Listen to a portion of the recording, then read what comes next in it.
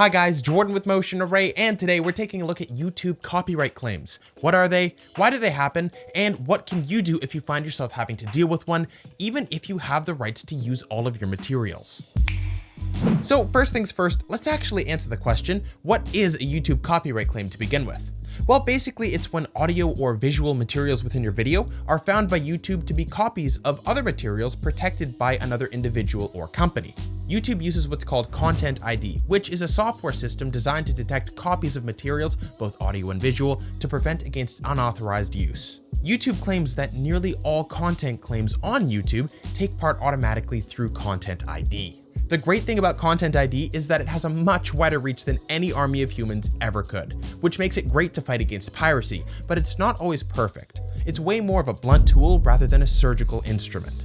It's important to quickly note here that a copyright claim is not the same thing as a copyright strike. A copyright claim will inhibit your ability to work with a particular video, say monetization or visibility for example, but it won't impact your channel as a whole. A copyright strike, on the other hand, will inhibit not only that one particular video, but your entire channel standing within the eyes of YouTube. So I guess the next big question is, if you have a paid Motion Array subscription, why is it still possible to get a claim for using a piece of content? Our team works incredibly hard to make sure that our content is safe to use on a variety of platforms, so that you can feel free to use it carefree. But because YouTube's Content ID system casts such a wide net, it's not always perfect or accurate, and sometimes mistakes are made in regards to claims. In the unlikely event you find yourself receiving a claim, this is not a copyright strike and it can usually be cleared up right away. So we're going to walk you through the process of how to resolve your content claim on YouTube. So to do that, let's go to YouTube and sign into your channel account. Then navigate to YouTube Studios. You're going to want to go to the sidebar here and select the video category, and then select the filter here for copyright claims. This will bring up any active copyright claim to the top for you to be able to address. Hover over the text copyright claim on the appropriate video to gain more details, and then click See Details. This will allow you to see what was claimed and at what point in the video and by what person or organization. You can also see here that the claim type we're dealing with is audio based from a song. Then you want to go here to Actions, and then from the dropdown of Select Action, you have a few different options.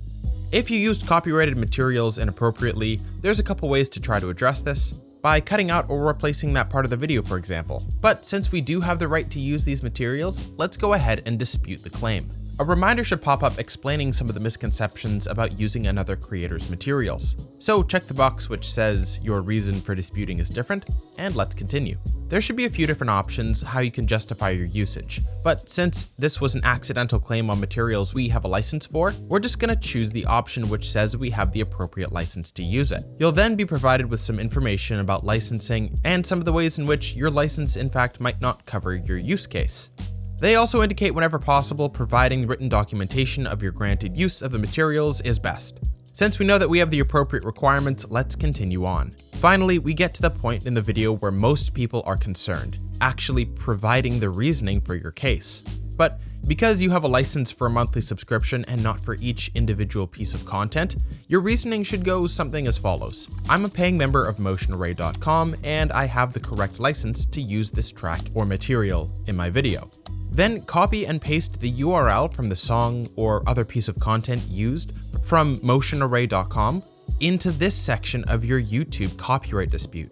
Now just simply review these details and make sure that they're correct, that your content isn't infringing on anyone else, that you understand the claimant can dispute your dispute, and a harsh warning to not make fraudulent claims. Next, type out your name as your signature and hit submit to send your dispute.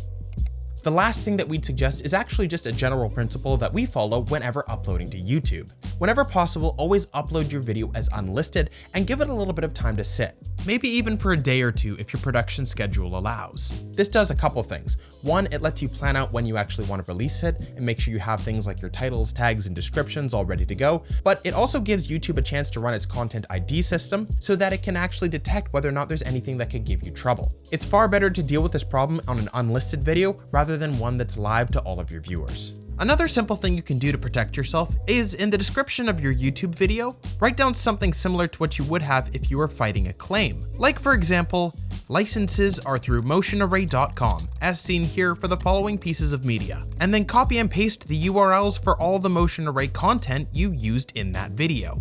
And if you're having trouble finding the content you previously downloaded, under My Account, just go to Downloads, and you can find all of your previously acquired content. And guys, that's the process of how to deal with a YouTube copyright claim as a Motion Array subscriber. We hope this video was really able to help you and that the whole process seems a little less scary. While false claims are incredibly rare, they still can happen, but now you have the tools to deal with it. Thanks so much for your time, and I can't wait to see you in the next video.